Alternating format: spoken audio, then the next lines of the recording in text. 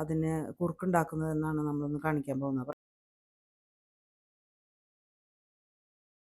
റാഗിക്ക് നമ്മൾ പല പേരുകളും നമ്മൾ അറിയപ്പെടുന്നുണ്ട്. പഞ്ഞപ്പുല്ല്, കൂവരക്, പിന്നെ മുത്താറി, അങ്ങനെയൊക്കെ നമ്മൾ ആ പേരുകളിലൊക്കെയാണ് നമ്മൾ റാഗി അറിയപ്പെടുന്നത്. അപ്പോൾ നമുക്കത് എങ്ങനെയാണ് ചെയ്യണമെന്ന് നോക്കാം. അപ്പം ഞാൻ 1/2 കിലോ റാഗിയാണ് എടുത്തിരിക്കുന്നത്. മുഴുവൻ റാഗിയാണ്. അപ്പോൾ ഇത് ആദ്യം നമ്മൾ കിട്ടിക്കഴിഞ്ഞാൽ നമ്മളത് ഒരു 3-4 പ്രാവശ്യം നല്ല വെള്ളത്തിൽ അത് കഴുകി വൃത്തിയാക്കിയിട്ട് വേണം നമുക്കൊരു പാത്രത്തിലിടാം. അപ്പോൾ നമ്മൾ നന്നായിട്ട് ഉണക്കിയെടുത്ത നമ്മുടെ റാഗി നമ്മൾ ഇനി മിക്സർ ഗ്രൈൻഡറിൽ ഇട്ടിട്ട് നമ്മൾ പൊടിക്കാൻ പോവാണ്. അപ്പോൾ നമുക്കത് കുറേശ്ശെ ഇട്ടിട്ട് നമുക്ക് നല്ല നൈസ് പൊടിയായിട്ട് നമുക്ക് പൊടിച്ചെടുക്കാം. നമുക്കതൊരു പ്ലേറ്റിലേക്ക് മാറ്റാം.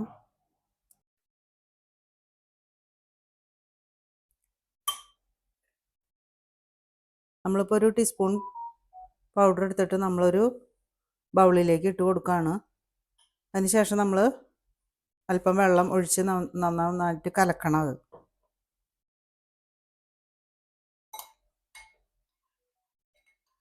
നന്നായിട്ട് കലക്കിയിട്ട് നമുക്കതൊന്ന് അരിക്കാം. കാരണം ഇതിൻ്റെ തവിട് പോലെ ഉണ്ടാവും.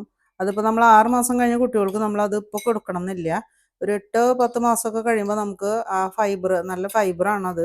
അപ്പോൾ നമുക്ക് അപ്പോൾ കൊടുത്തു തുടങ്ങാം. ഇപ്പോൾ നമ്മളത് അരിച്ചൊഴിക്കുമ്പോൾ നമുക്ക് കാണാം അതിൻ്റെ ബ്രൗൺ കളറിൽ അതിൻ്റെ തവിട് കാണാം നമുക്ക്.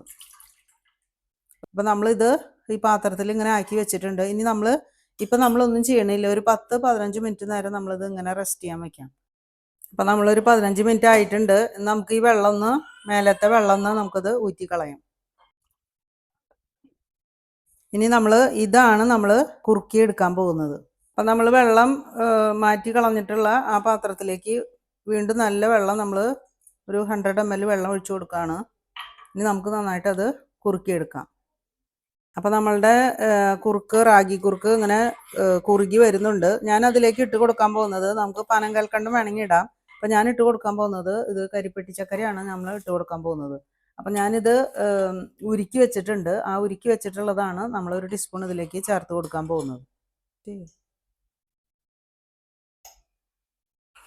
നമ്മളൊരു ടീസ്പൂണാണ് നമ്മൾ അത് ഒഴിച്ച് കൊടുത്തിരിക്കുന്നത്. നന്നായിട്ട് കുറുകി വരുന്നുണ്ട്.